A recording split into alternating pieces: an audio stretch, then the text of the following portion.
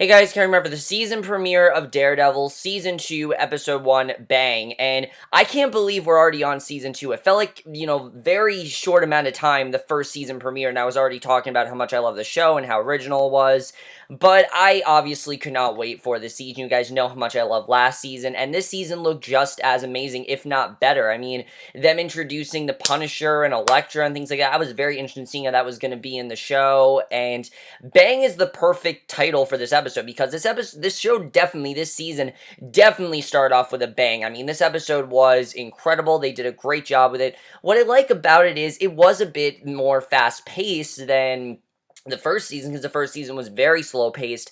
But what I like is that it's not a completely new story. Like, there is a new villain, obviously, but it is actually connected to last year. I thought they did a very good job with that. Let's just get in this episode. Overall, a great premiere overall. There's one little small complaint I have with it that I will get into, but other than that, I really love this premiere, and I think this is going to be an even better season, honestly. I think the season's going to be amazing.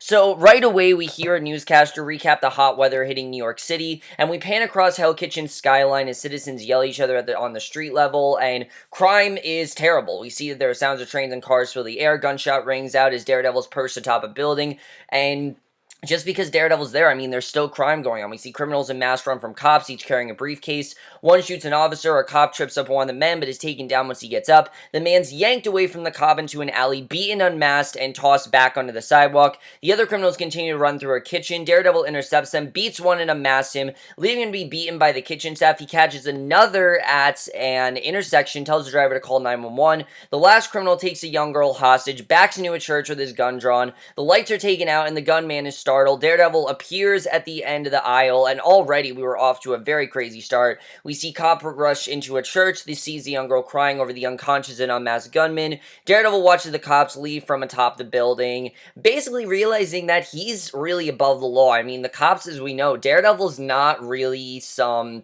superhero right now. He is there to, stop criminals, and you can definitely tell that he's more of a heroic position this season, but there are cops that still don't really love what Daredevil's doing because, he's doing things in a much more violent way than they would, and it's very interesting to see, and I think they did a very good job with that, and it really shows his progression. Also, I love the new costume. It is much better than last year's. Not that I didn't like last year's costume. What I liked about last year's costume, that it looked, like it was made by it was just very cheaply made because of the fact that it was cheaply made. It wasn't meant to be anything big. This costume, though, really signifies who Matt is. He's no longer just some Matt is no longer just some vigilante. He is now Daredevil. He has his position. He knows what he's there to do, and I love seeing that. And we see Matt in this episode be a lot more confident, and I love that. We see it's daytime, a fire hydrant pours water into the street, and kids playing, and Foggy and Matt walk down the street, and they have a very interesting conversation. We see Foggy's complaining about his body being sore from a night of dancing.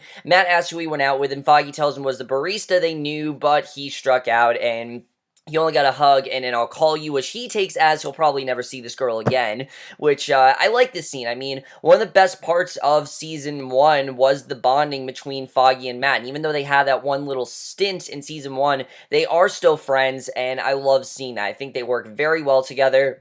I do think things are eventually going to get very complicated, and this definitely shows how things could potentially get very complicated, but I'm happy that right now they're in a good position. Foggy blames Matt for his failure, saying not having a wingman or someone to slay the dance floor with because he needs someone like Matt. He can't really do this on his own. And Foggy stops Matt, cleans up some of the blood off the back of his head. Good scene. I like seeing Foggy just, understand what Matt needs to do, but you can tell that he really does want to help Matt. And he tells Matt that Karen is asking all about him. Here's where we get to the one part of the episode I'm a little bit concerned about, because as we know, Karen doesn't know that Matt is Daredevil. She's the only person in the show that does not know that. Now, am I upset that she doesn't know that he's Daredevil? No, I honestly think they're handling it really well. They're not making it a huge deal, but Foggy does tell Matt that he's making Karen think that Matt has a drinking problem, and that's obviously something that I'm worried about, because I don't want the show to go in a cliche direction. The thing that works very well with Daredevil is that it's a realistic show. Everything that happens is very believable. There's nothing that's happened in the show that isn't believable, and I don't want them to do something like a drinking problem. that's the kind of thing that just makes shows very cliche, and there's only so much you can do with that. So I really hope that whole, oh, she thinks you have a drinking problem, doesn't end up being a big thing, because I'm worried it is. It's not really a complaint, it's just something I'm a little bit worried about. I hope they don't do that, and I don't think they're going to, because it's never brought up again. But, the fact that Foggy is telling Karen this, I feel like eventually he's going to get concerned, and I hope it doesn't become a problem. But I am going to say, I do think that Karen just kind of suspects. If you remember, there was a scene last season that it just kind of makes me think that Karen kind of knows, and I do think that Karen's going to find out this season, definitely. She has to. And he's worried about what would happen to them if he were ever to be caught. And Matt tells Foggy you have a client you recommend a shelter to. And yeah, that really would change their bond. I mean, Maggie, Foggy, and Karen... Maggie, this isn't Walking Dead. Matt, Foggy, and Karen, they just work very well together. And Karen thinks she knows these two very well. And if she finds out that there's this huge secret, it could really change a lot of the dynamics there. And Foggy obviously does not want that, you can tell. So Matt tells Foggy of a client he recommended a shelter to. She went and her husband followed with a butcher knife and wanted to hack her, but it never happened because Daredevil was there to break his arms and send him to the hospital with a restraining order. And I like seeing this. You can really tell how he's trying to do good. He's not trying to just be a vigilante. He's trying to help out people, and I like seeing that. And he really knows what he's trying to do. And I like he's trying to tell Foggy, look, everything I'm doing is for the right reasons, and you don't need to be worried about me, even though Foggy is worried. And you can understand why. I mean, Foggy's worried that something bad's gonna happen to him. And, Matt, I think, has that fear, but he knows he's doing the right thing, and that's why I think he's not as, upset about it or worried. So Karen files some paperwork in the Nelson and Murdoch offices. Matt and Foggy arrive. Karen breaks down some of the cases they have to work on, which there are a ton of cases they need to work on, and Foggy notices a basket of bananas and treats Karen, and Karen tells him that they're gifts from previous clients. And in a private room, Karen tells Matt and Foggy that they're broke, as in they literally have no money, but Matt's not worried. He thinks that they're going to stay optimistic and that they should be fine, and they invite Miss Jacinto into the room to try and get her working papers sorted out, and basically, by having more cases to deal with, they will get money because, their business is booming. They have all these cases to deal with, and they'll get money from working with them. So Matt feels that they're not going to be broke for long. And I just like this more positive direction. I definitely like that. It's not that I didn't like the dark tone of last season, but it definitely seems like this season, it's going to start positive, but it definitely is going to get crazy. But right now, I do like that we're kind of in this direction where things are going well for them. I like seeing that. We don't always need to see them lose. We don't. We can see them win, and I think they did a good job with that here. So Mercedes drives down a dark street and into a garage as the guard looks on from the street corner. The driver gets out, opens the door for the passenger. A dog barks at him, and the owner apologizes to Mr. Nesbitt. The dog is hurt. The owner's mad he didn't have the same fight 10 minutes ago, and Mr. Nesbitt walks into a crowded room, says the place smells like dog shit, and the man seat themselves, get him a drink, and he begins a speech. And I really love the way that this scene was done, because they could have just had a random group of criminals come back, but I like the way this was done here. He calls a night for celebration, a night to discuss the future of their family and the work of one young man in the room's father. A man reached for a bottle of Jameson, but Mr. Nesbitt takes the bottle from him. He reflects on when the Irish ran Hell's Kitchen and how hard their parents work, and now though they are complacent and had what was theirs stolen by Wilson. So it turns out that this is not just a random group of criminals. This is a group that used to be, the main criminals of Hell's Kitchen, but Wilson took that position from them, and now that Wilson's in jail, they clearly want to get that position back and want to cause as much havoc on the city as possible. That's probably why there's so much chaos going on. And it's very interesting. So outside the guards hears footsteps, but can't find anyone. Nesbitt continues on his rant about Fisk, and right when you think this guy is going to be the villain of the show, he smacks a man in the head before continuing. He claims there's no competition for their family anymore. It's time to make Hell's Kitchen theirs again. And just he's about to shatter the bottle of Jameson over the man at the head of the table's skull, which I gotta say, very intimidating man. They really showed how violent Nesbitt is. I mean, this is not Wilson Fisk at all. This man clearly is much more calculated. He's much more violent, and unlike Wilson, he definitely has a reason to be upset, but you can definitely tell how violent he is. But right when you think this is going to be the villain of the season, and basically there are bullets that ring through the glass window and strike him. The man at the table starts shooting out the window, but it's futile. One by one, they keep getting shot. One man hides behind the bar, narrowly survives. It's a bloodbath around the table. The man covers himself even after the gun shoot stops and eventually flees. Mr. Nesbitt's phone rings with the Irish jig playing, and they're all pretty much, they're almost all killed. I mean, just people are getting shot one by one. It really was crazy to see. And what I love about this is that we don't really know entirely what's going on. We don't know who's shooting at them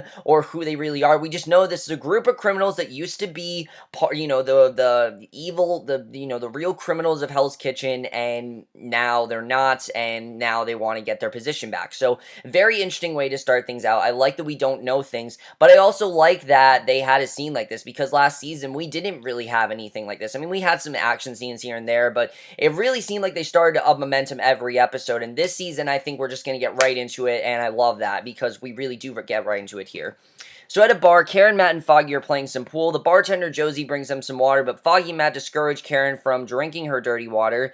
Foggy hands Matt a pool stick and heads off to the bathroom, and Karen and Matt discuss Foggy's passion for their work, and the funny is, while they're at the bar, and after taking her shot, Karen helps Matt line up a shot, and after hitting the ball, he asks how he did, and the two share a moment as she helps him line up his next shot, and with her hand on Matt's and body pressed against his, Matt listens in to her heartbeat, and I like this scene. I think these two are going to get to a point where they can get together. I mean, Matt seems to be in a good position. The problem is Karen doesn't know what he's doing. And I'm going to say this. I want Matt and Karen to get together, but I don't want her to get together until she finds out that Matt is Daredevil. Because then we're going to go through all this stupid bullshit of him disappearing and her not knowing when. I've seen that so many times, and I want to see the show do something different. So if Matt and Karen do get together this season, which I do think they are, I want it to be after she finds out he's Daredevil. Because in some way this season, she's going to find out. I mean, I don't see Daredevil harping on this for that much longer, I gotta say. So, Foggy returns from the bathroom, Karen goes to grab some drinks, Matt sinks a pair of balls in one shot with ease, and afterward, Matt picks up a man's heartbeat at the bar. He's staring at them and sitting next to Karen, and Foggy discourages Matt from approaching him, but Matt insists he's tapping the trigger of a gun, and basically Karen is back to the table. Matt approaches the man, tells him this is a good place with good people. The man tells him that he has business here. They go sit at a table, and he informs Matt, Foggy, and Karen of what happened to the Irish family, because obviously they want to know.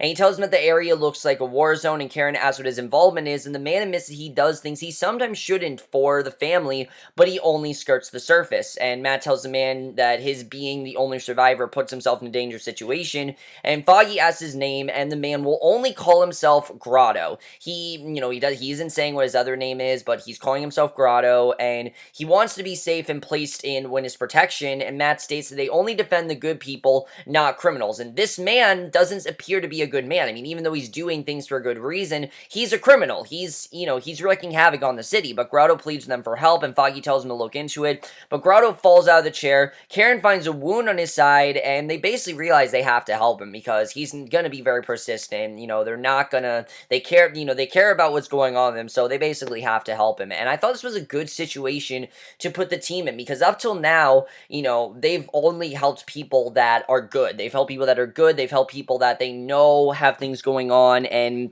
that's how this whole show started. I mean, Karen was, if you remember, a victim of what was going on, and that's how Matt and Foggy met her and everything. So this is kind of a parallel to that in many ways, which I did like seeing. It really shows how far all these characters have come in just a season, but I thought there was a really well done scene. I definitely like the way this was done. Detectives then stand around the massacred table, complain about how long of a process this will be, because there are so many people dead, and they have no idea what's going on, and one dead man is missing a hand. I mean, it really, there's a lot to figure out what's going on there. And outside, Foggy approaches a cop with Matt, but the cop wants them to read about what happened in the papers. By the way, I love the way that Foggy approached him. He was just like, hey man, what's going on? And I love how the cop questioned why he was so casual. I mean, that's Foggy for you. He doesn't talk to you like a professional person. He talks to you as casual as possible, and that's what I love about Foggy's character. I've heard people say that Foggy's really annoying, but I've always really loved his character. You need some fun in this show. Marvel shows in general, they can't just be dark all the time. That's something that Jessica Jones taught us, and that's something that Daredevil taught us. While these shows are dark, they do have times to balance some comedy, and I like that this show seems to be going in a more balanced tone, where there are dark moments, but there are fun moments, and they did a good job with that. So Matt listens to the detectives inside describing the high-caliber bullets used to gun the men down. Foggy reveals that they have a witness, and the cop tells them that the withholding the client information is illegal, and Matt points out that it's over 100 degrees outside, yet the Irish mobster was still wearing a vest. So there's clearly something more going on there. And I like the cops are saying, look, you gotta stay out of this, this is completely legal, we're the ones that are gonna handle this, you can't. And Brett, we see one of the cops, is more willing to help now, and he invites them closer to the scene because he realizes that this is the last, this is, there's a lot going on. But we then realize that this isn't the first time something like this has happened. He says that the investigators believe it is a paramilitary group. Matt listens to men transporting dead bodies, complaining about them not having a place for another body after putting away the dogs of hell, and Brett advises them to stay out of it. Foggy encourages Matt, discourages Matt from getting too involved, and since he knows Matt won't stop, he wants to help because he knows that Matt's not going to quit as the Daredevil. This is what Matt wants to do. This is his destiny, and Foggy wants to help him out. But I like what Matt is saying. Matt's not discouraging that Foggy should help him. It's just Foggy doesn't have what Matt does. Foggy can't listen to people's heartbeats as well. He doesn't have the advanced powers that Matt has, and he doesn't have the skills that he has. And I think Matt's just really concerned about Foggy. And I don't think he's coming across as a dick, because they really could have made Matt come across as a dick here, but they really didn't. They showed him being very concerned for Foggy, and I think they did a very good job with that. In other shows, Matt would come across as a dick. Like The Flash, for example. If Barry were to say this, he would come across as a dick, because lately on the Flash, when Barry says something like that, he comes across very dickish, but here, you really see Matt's concern. I mean, he wants to do right. He doesn't need anyone else to do it for him because he doesn't want them to get hurt, but on the other hand, he understands, that he can't do this alone, and I think it's really setting up what Elektra's going to end up doing in the show, because we know, of course, Elektra's going to team up with Daredevil. I mean, that's just something that happens. It's not really a spoiler. We know it's going to happen, and I think it's really showing that Matt can't do this alone. Even though he wants to do this alone, he really can't do this alone, and I like the way they're setting that up. But could Foggy potentially help him? I don't really know. Again, I don't read the comics. I don't want to know what happens. Maybe Foggy turns into something or becomes a psychic. I don't really know, but very interesting seeing where they go with that. So Grotto wakes in the hospital bed next to Karen. A very good scene here. He starts freaking out, but Karen urges him to stay in the bed, and he tells her he can't stay there, and Karen insists that he's in the hospital under a fake name, and she's posing as his wife, because she does want to help him, and she does want to get involved with what's going on, and Grotto tells her to run home anyway, but she tells him to lay down and get comfortable, and it's clear that she really does want to find out what's going on there, because one, she'll get information, two, she genuinely wants to help him, and I like seeing that. And I also like seeing Karen more involved this season. I have to say, toward the second half of last season, I did think Karen was getting a bit underused. She was more and more of, she definitely was involved with stuff, but a lot of it resolved, was all done with, that character Ben and him writing that story and everything, and we got to that whole thing. And now that all that's over, now Karen's a lot more involved with this. She's as involved as Matt and Foggy is, and I really like that this season, because I know a lot of people complained about that. I've always thought Karen was, a great female character, and she's, very different than the typical female character in these kind of shows, and I think they're doing a very good job with that. But I think this season as well, they're going to show that even more, because I think some people were upset with what they did this season. I think this is kind of them responding, saying we can get Karen just as involved as Matt and Foggy, and I like seeing that. And I think it honestly works better for a character. Like I said, these three just work so great together, and some of the best scenes are those three working together, and I think they did a very good job with that. They work better as a team, not separated, and I think the show's realizing that. So elsewhere, a man shows some criminals a trunk full of guns. They argue about the guns for a moment. Daredevil throws his baton at one man, jumps down onto the trunk, and smashes the seller's hand. He takes out the others, corners the man, asking where the weapons in Hell's Kitchen are coming from, and after some interrogation tactics, the man cracks. He tells Daredevil that ever since Wilson went down, multiple groups are trying to get a piece of what he left behind, because obviously they need a new criminal. I mean, this is Hell's Kitchen. This is a crime-invested city. They're not just gonna suddenly, these criminals aren't just gonna stop. There are other ones out there, and he asked Daredevil to just let him go since he gave him what he wanted, and Daredevil tosses his keys into the water. The man insists he'll be out of jail by the end of the month, but before he can finish,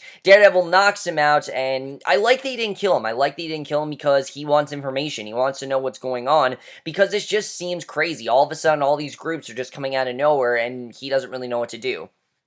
So Foggy tries to walk in the Dogs of Hell bar, but the guards won't let him in, and he asks who Foggy knows, and Foggy says Smitty, and who's Smitty? We don't know who Smitty is, and the tattooed doorman pats him down, lets him inside, and inside Foggy's stared down by the biker group, and by a pool table, the door guy tells a group that Foggy's there to see Smitty. They pin him to the pool table, start questioning him. Foggy tries to reason with him, then a man wearing a vest that says President kicks him out, tells the man to take him out back and show him how they feel about lawyers, and this is crazy. I mean, Foggy, this was what Matt was worried about, that Foggy was going to get himself involved too deep, and it's clear that Foggy's trying to do something, but we can already tell the peril that I think Foggy's going to be in this season. This is definitely just the beginning. I think definitely there's more trouble and violence coming to Foggy, definitely, and I'm interested in seeing what's going to happen there. And that really works very well. You know, I think what works even better is the fact that Foggy knows. It really just provides a much more interesting dynamic between Matt and Foggy.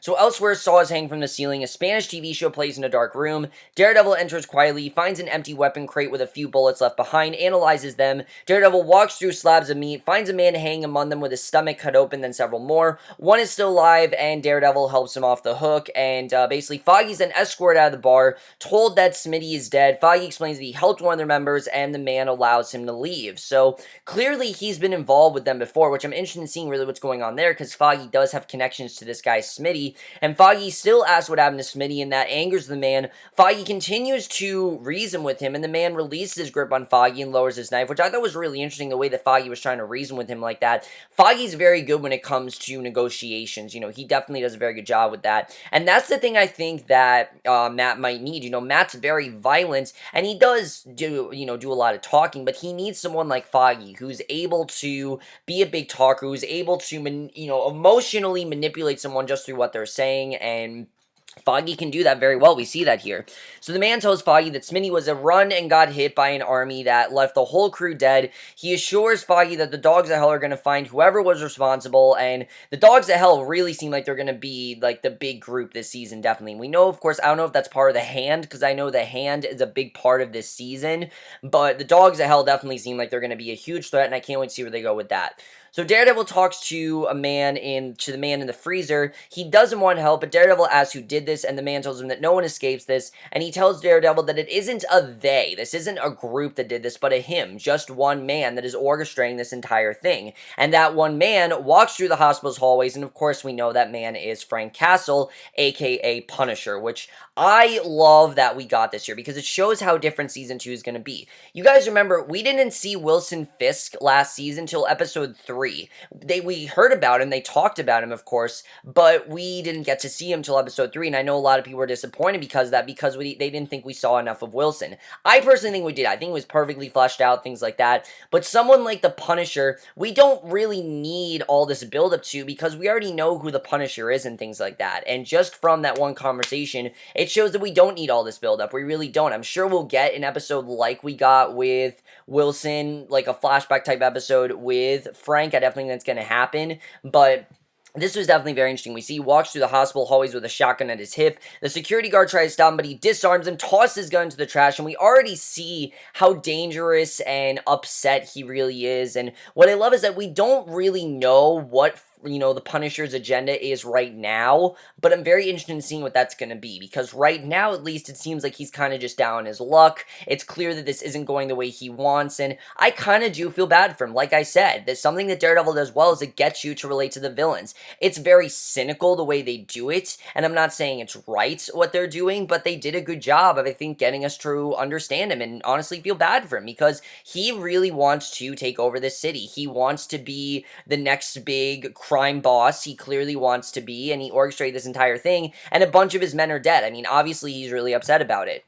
So Grotto's then startled in his room. Karen looks outside to see the man walking with his shotgun out. They flee the room down the stairs, all the while getting shot at. They narrowly make it outside into Karen's car to speed down the street. A gunshot takes out the mirrors and windows. The man hunting them looks on from a rooftop through a sniper lens. Daredevil finds him, kicks the gun out of his hand. The two brawl on the roof as Daredevil dodges gunshots and exchanges blows with him. The man gets the best of him, leaving him lying on the ground and heads off. Daredevil gets up, continues to chase him, and at first he's losing the fight, which was interesting. I thought it was interesting that he was actually losing the fight here, but which, we're not surprised about. We've seen him lose before. We've seen Daredevil get the shit beat out of him. I mean, if you remember by Wilson Fisk last year, it was crazy, really. But he managed to get an upper hand briefly, and the man draws the gun, looks at him while aiming, says bang, and fires, and Daredevil's sent backwards, falling from top of the building, and we see that the man was the Punisher, and we can tell that this is going to be who Daredevil's going to have to deal with, and that's how this episode ends. So overall, guys, really solid premiere. far. I really thought this was a great premiere.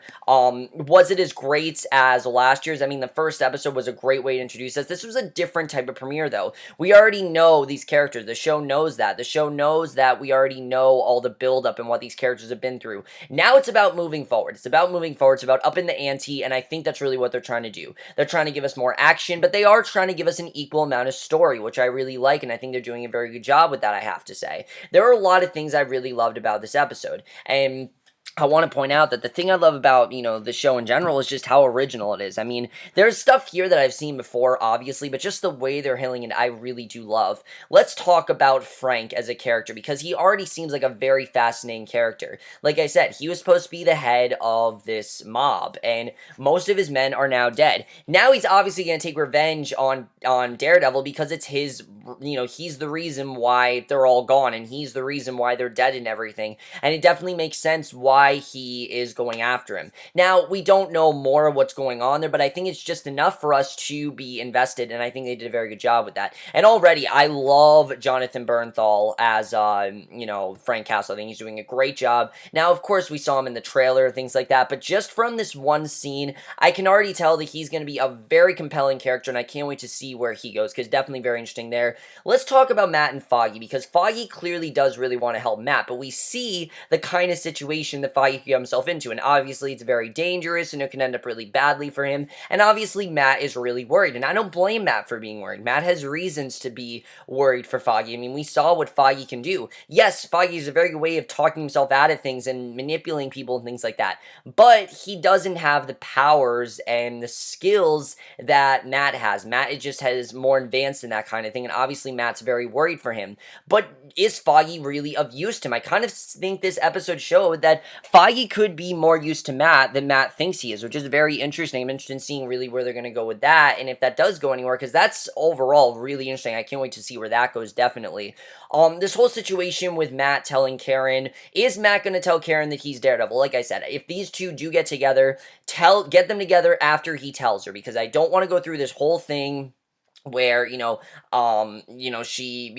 dating and she doesn't know why he's disappearing. We've seen it in Spider-Man, we've seen it in so many things, and I don't want to see that here. It works good. They can make it work, definitely, but I just feel like that would not benefit the show. It's something that I think the show kind of steers away from. This is a show that's always tried to steer away from cliches, and that's like one of the biggest cliches you can do. So definitely tell Karen before they start dating, because I just think it makes more sense if they do that, for me personally. You guys might think differently, but me personally, I think it would just make sense for him to tell her after they start dating. Just don't tell her now. Tell her, after they start dating. I think they're doing a very good job with that. And they're also doing a very good job of setting up Elektra. Very subtly, but very well setting her up, just showing that Matt does need someone. He can't do this alone. I mean, we can already tell how powerful the Punisher is going to be. This is not going to be easy for Matt to take down, and Matt's going to need someone to really help him out, and Elektra is going to be that person. Now, I do know that Elektra's not going to be introduced till episode 5, because I did read some of the episode guide on Netflix, just because I'm interested in seeing when she's going to come on,